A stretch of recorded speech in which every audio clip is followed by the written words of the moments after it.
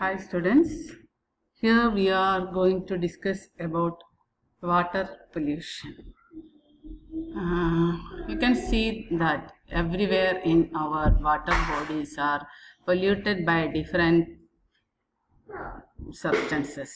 So here we are going to check on what are the different pollutant that is polluted the water. So it is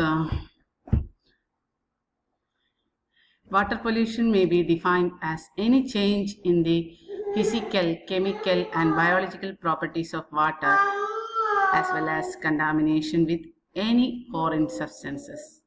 That means water pollution, how can we define? It is how can we say that water is polluted? It can be say it is just by the change of its physical, chemical or biological properties of water, and also the contamination with any foreign substances. Okay. What are the sources of this water pollution?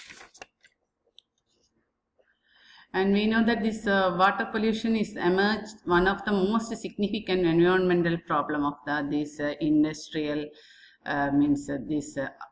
recent times. Major reason for this water pollution is only by the human activity, and so the major source of this water pollution can be included the domestic waste from urban and rural areas, industrial effluents, agriculture run of water, etc. Next, we are going to look on the pollutants of water and the toxic effects. A water pollutant, how can we define? It is the substance, agent or factor which degrades the quality of water so as to cause the detrimental effects on consumers or on aquatic life.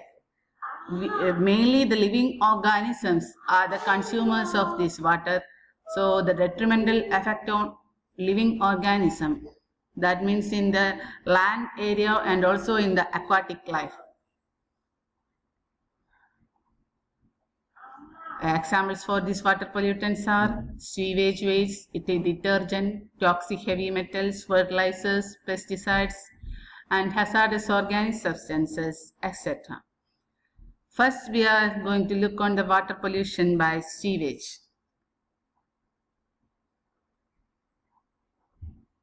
This sewage waste consists of organic as well as the inorganic waste matter, that is mainly created by human beings. These sewage waste contain 1% of solids matter and other 95% liquid substances. The solid present in this water are 70% the organic material like protein, carbohydrates, fats, etc. These are coming from the vegetable waste. Inorganic fractions consists of grades, salts, metals, etc.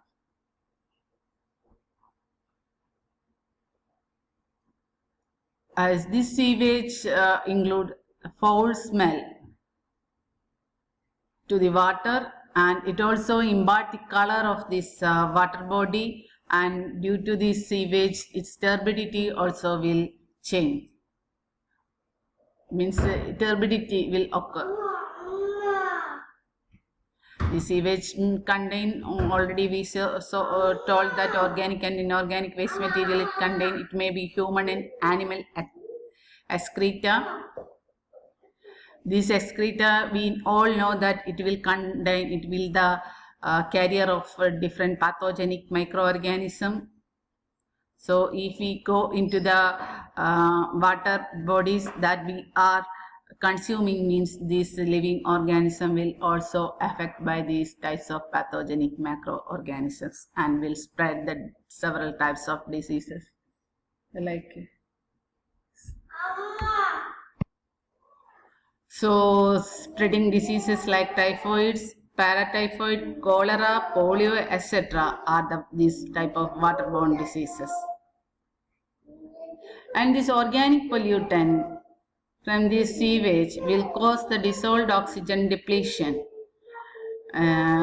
because this microbial degradation of these organic substances, because these type of sewage containing different types of microorganisms.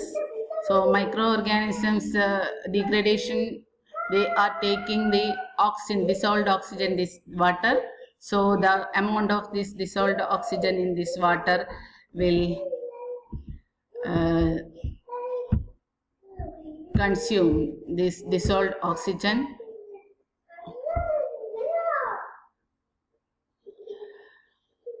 This decreasing the dissolved oxygen will lead to the killing of the fishes or aquatic living organisms.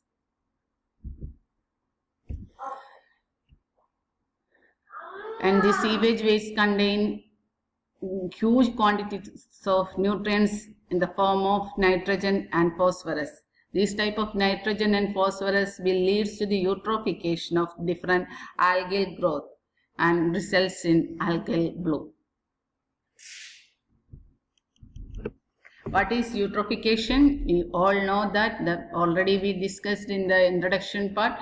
It is the process in increasing the nutrients of water which result in the spurt in algal productivity. By increasing the nutrients in the water body, it will increase the algal productivity. So algal will be increased in this water body. Due to this algal increase, dissolved oxygen quantity will decreases because this oxygen will used for the algal biological activities. So likewise previously told, the dissolved oxygen content decreases means that will affect the aquatic organisms.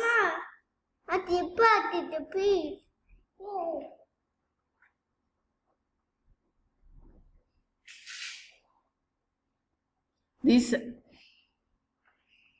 type of sewage waste can be controlled by some extent by sewage treatment before discharge into these water bodies. This sewage treatment includes primary treatment that will remove settleable solids physical or chemically, and secondary treatment or biological treatment using aerobic and anaerobic microorganism removes organic matter. And last one, the tertiary treatment of these water bodies involves advanced biological, chemical and physical treatment, and also some recycling we can do for this water. Next, we are going to look on the another water pollution by industrial effluents. We know that most of the industries are you can see here, the most of the industries are work nearby besides the rivers. Okay, so from that wastewater from this industry is thrown into these water bodies. These industrial effluent contain organic pollutant and some nutrients that will cause a serious problem to these water bodies.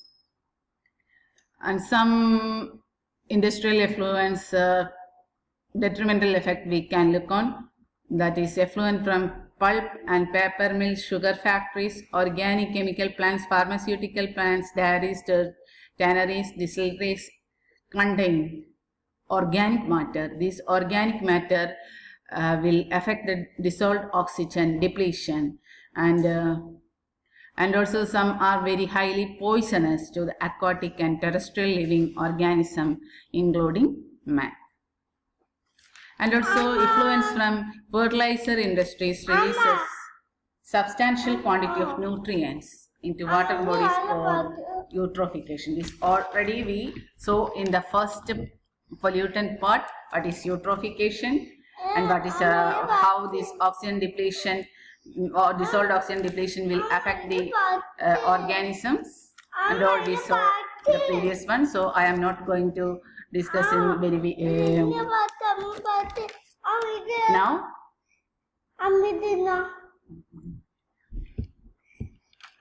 Plating industries contain large quantity of heavy metals and cyanide that are very much toxic to all organisms. Effluent from chemical factories contains acidic alkaline compound that will make water corrosive and also harmful to aquatic organism. Aquatic water body's physical change and its chemical property also will change by this type of industrial effluents. Paper mill releases effluent containing mainly the mercury compounds, which are used for the fungicides for the paper industry. These are highly poisonous and also carcinogenic.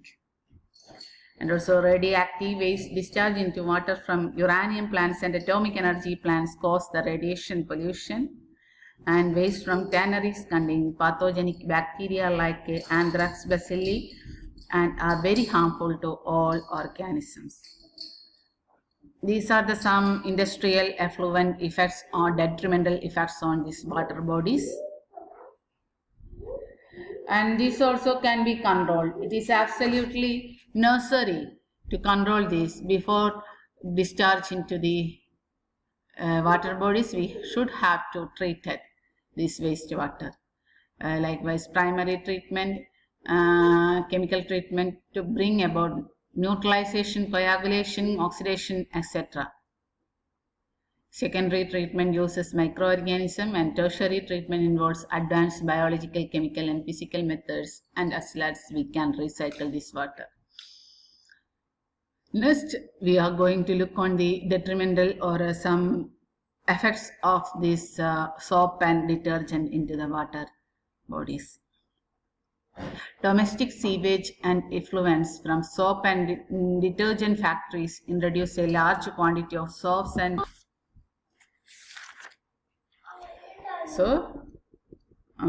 some paper mills release effluent containing mercury compounds. That also we are see that radioactive waste and tannery contain pathogenic bacteria and all everything we saw that. So next we are going to the detriment soap and detergent, how affects the water bodies. So thank you. In the next video I will upload this water pollution effects by soaps and detergent. Thank you.